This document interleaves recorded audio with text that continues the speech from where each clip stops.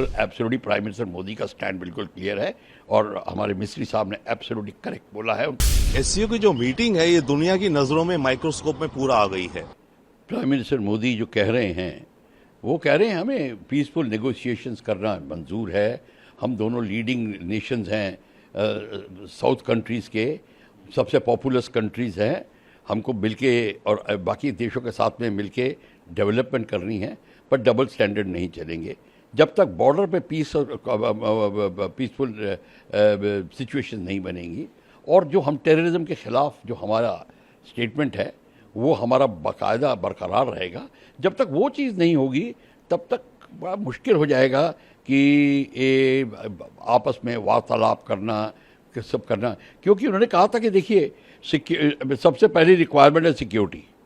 Security develop करता है आपकी कनेक्टिविटी को, आपको अपॉर्चुनिटी देता है और आप कनेक्टिविटी SCO उन्होंने एक्रोनिम बड़ा अच्छी तरह बनाया है। ये जो चीज़ है ये बहुत ज़रूरी है। उन्होंने प्राइम मिनिस्टर मोदी ने कहा कि जब तक आप इस बात को मानेंगे नहीं, और आपको पता है स्टेटमेंट है, पुरानी कहावत भी है कि strong fences make good neighbours. तो जब तक हमारी फेंसेस स्ट्रॉन्ग नहीं होंगी, लाइंस डिमार्केट नहीं होंगी, लोगों को पता नहीं होगा, तब तक गुड नेबर हम बन नहीं सकते। हालांकि हमें कोऑपरेशन में कोई चिंता नहीं है। अब joint industrial development, joint tourism, joint space, joint cyber, joint fighting against crime, against terrorism, सारा कुछ हमें करना है। बट हमारे बॉर्डर सिचुएशन क्लियर होनी चाहिए। हम दोनों तब टैंगो हो सकता है ड्रैगन और एलिफेंट के बीच में। सर, इसके अलावा प्रेसिडेंट है, उन्होंने भी बोला है कि we should carry forward the Shanghai spirit in a world fraught from the challenges. इस पर आपका क्या कहना है? नहीं, चाइनीज़ बिल्कुल ठीक कह रहे हैं कि हमको शंघाई कोऑपरेशन SCO की स्पिरिट को आगे ले जाना है, जॉइंटली सब कुछ करना है। वो सबको ठीक कह रहे हैं, पर वो नहीं कह रहे जो हम सुनना चाहते हैं। क्वेश्चन ये है, देखिए ऐसा है, इसमें इधर उधर की बात करने की कोई ज़रूरत नहीं है। जब तक आपका बॉर्डर सिक्योर नहीं होगा, नहीं तो 1962 का रिपीट हो जाएगा। आप यहाँ पे हिंदी चीनी भाई भाई करते रहेंगे, उछलते कूदते रहेंगे, वहाँ पे आपके घर के अंदर घुस के 48,000 स्क्वायर किलोमीटर पे बैठा हुआ है वो। और अभी भी क्या उसका मतलब, अब तो हमें बात करनी है, हमें अक्साई चीन की बात करनी चाहिए कि अक्साई चीन का क्या, आप क्या बारे में क्या चिंतन करते हैं, हमको वो बात पूछनी चाहिए। वो ठीक है, ये SCO का हुआ, मीटिंग बड़ी अच्छी हुई, हम बड़े खुश हैं, कौन खुश नहीं है। पर असलियत तो ये है, पहला स्टेप ही नहीं है, हॉप स्टेप एंड जंप में पहले हॉप तो लीजिए, फिर बाद में स्टेप एंड जंप आएगा। तो ये बिल्कुल एब्सोल्युटली प्राइम मिनिस्टर मोदी का स्टैंड बिल्कुल क्लियर है और हमारे मिस्त्री साहब ने एब्सोल्युटली करेक्ट बोला है उनको।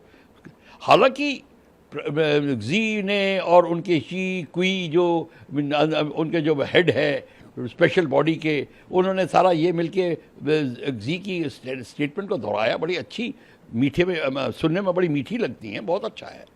पर ठीक है, हमें हैबिट है मीठी बातें सुनने की, पर सच्चाई भी सुनने की थोड़ी हैबिट डालें थोड़ी। और सच्चाई ये है, जब तक बॉर्डर के ऊपर शांति नहीं बनेगी, जब तक आप हमारा लैंड क्लेम करने के बंद नहीं करेंगे, जब तक अरुणाचल और लद्दाख से लेकर अरुणाचल में प्रॉब्लम सॉल्व नहीं होगी, मैं आपको लिख के देता हूँ कुछ नहीं होगा।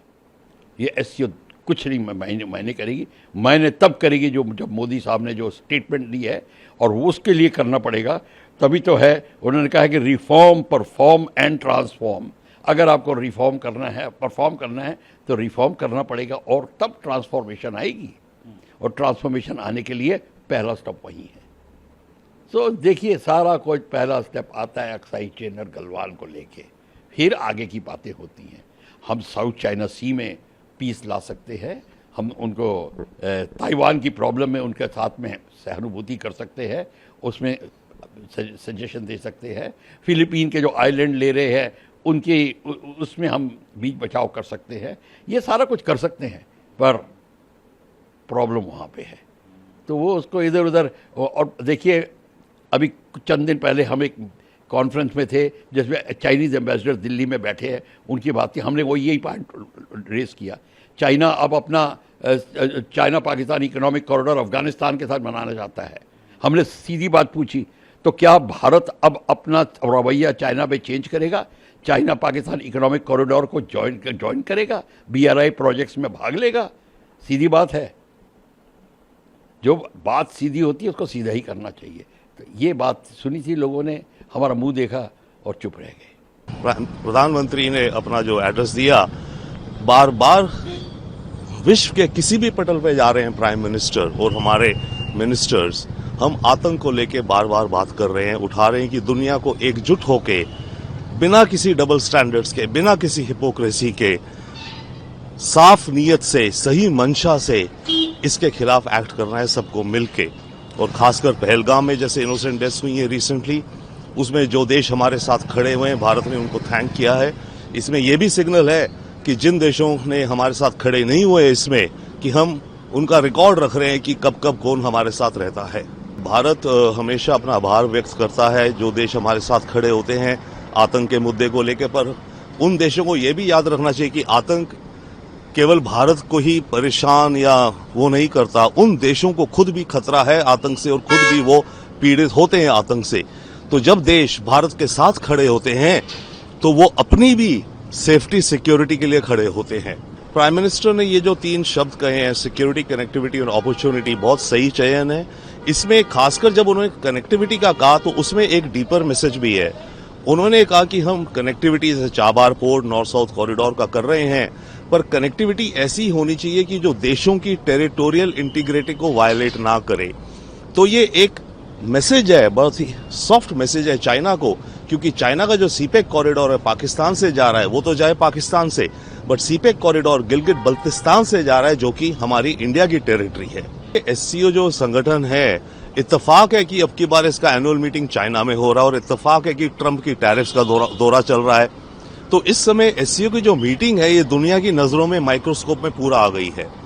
और SCO एंशिएंट सिविलाइजेशंस की मेंबरशिप्स की बात करता है। चाइना और इंडिया एंशिएंट सिविलाइजेशन, कल्चर, आज की दुनिया के जितने भी संगठन हैं, मानिए यूनाइटेड नेशंस हुआ, G20, G7, कोई भी सिविलाइजेशनल, कल्चर, एंशिएंट विजडम्स की बात नहीं करते। ऐसे में SCO एज अ संगठन, इसकी अहमियत अब आने वाले वक्त में दुनिया में बढ़ती हुई दिखती है। देखिए, शी जिनपिंग जो कह रहे हैं, जो प्रिंसिपल्स वो एनंसिएट कर रहे हैं पीसफुल कोएग्जिस्टेंस के, और सारे वो बिल्कुल मानवता को जरूरी है उन प्रिंसिपल्स की आज की तारीख में, परंतु बात है कि कौन देश कितना उस रास्ते पे चलता है। शी जिनपिंग जो कह रहे हैं वो बात सही कह रहे हैं, पर असलियत वो रिकॉग्नाइज भी कर रहे हैं कि SCO को जो देश हैं, इन देशों में आपस में काफी कॉन्ट्रडिक्शंस भी हैं, जो मेंबर्स हैं यहाँ पर, राइट।